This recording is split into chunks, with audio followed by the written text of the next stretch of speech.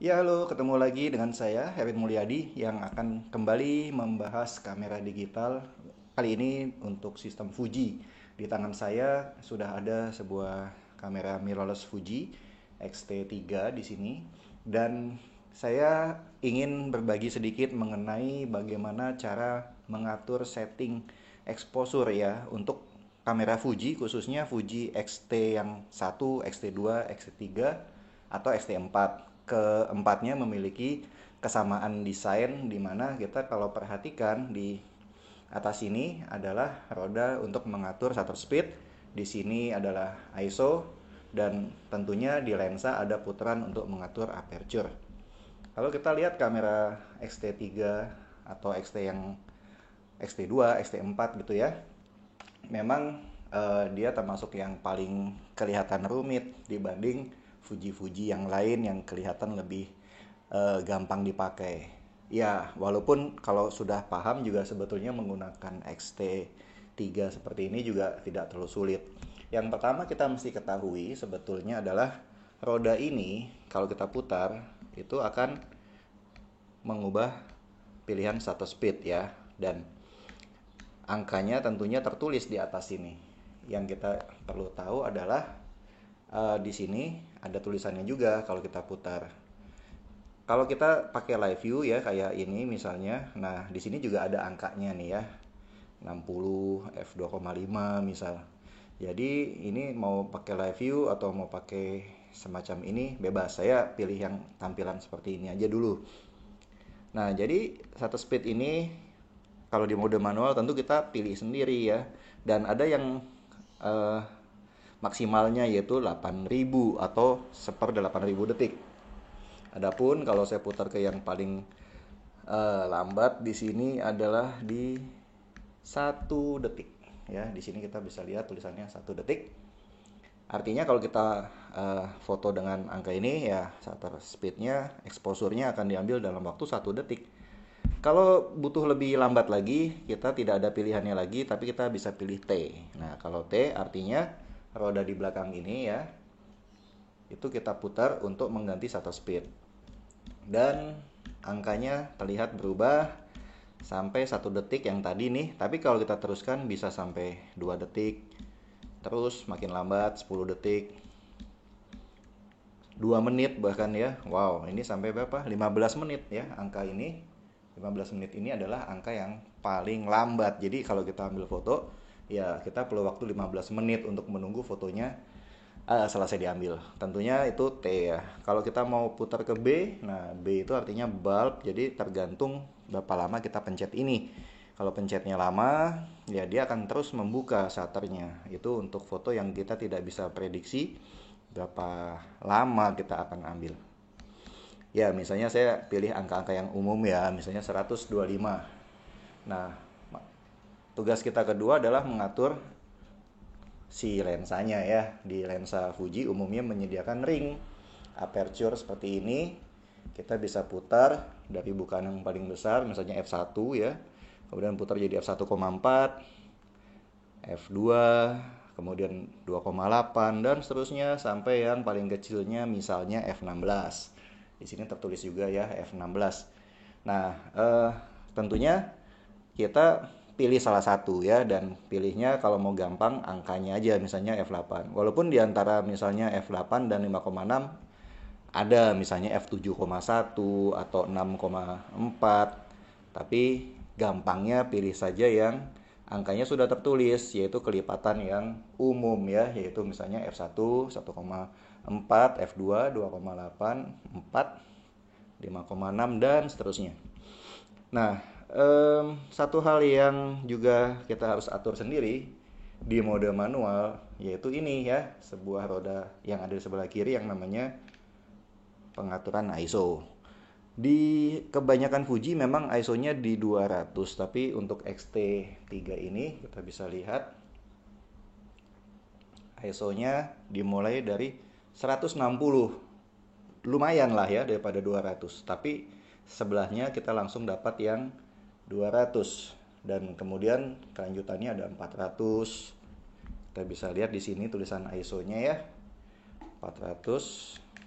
1600, tentunya ada 3200, sudah masuk ISO tinggi nih. 6400 dan paling tingginya adalah 12800. Di atas itu ada pilihan H atau high yang ekuivalen dengan 25600, tapi biasanya tidak banyak kita akan pakai ya, kecuali tempatnya sangat-sangat minim cahaya. Nah, kemudian lawannya H ada juga L. L itu kebalikannya dari H, yaitu ISO yang lebih rendah daripada 160.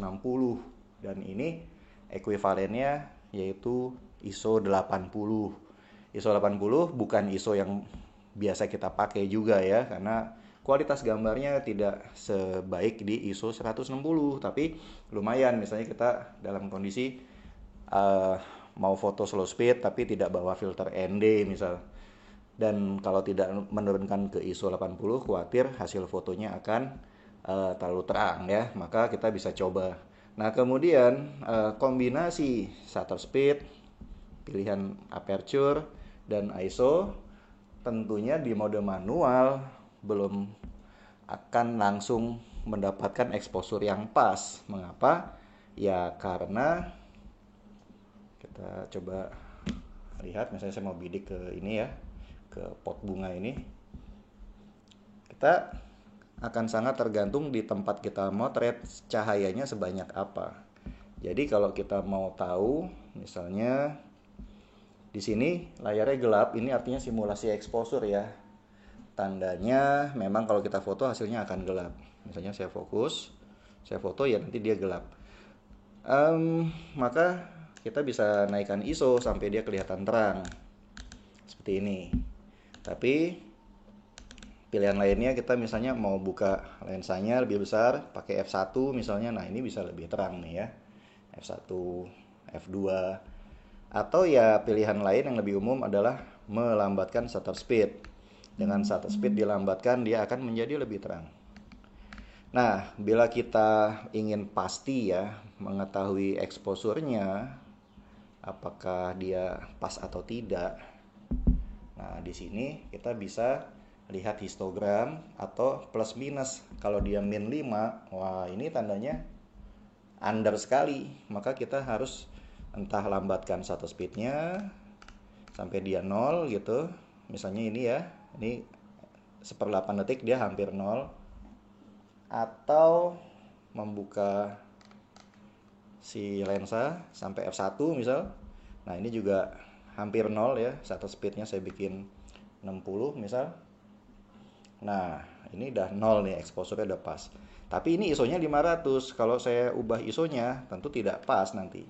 Jadi tergantung kita mau pegang di tripod, taruh di tripod atau pegang sama tangan. Kalau kayak saya gini pegang sama tangan lebih aman, pakai shutter speed yang lebih cepat misalnya. Oh ya, saya juga bisa putar sini ya kalau mau nih.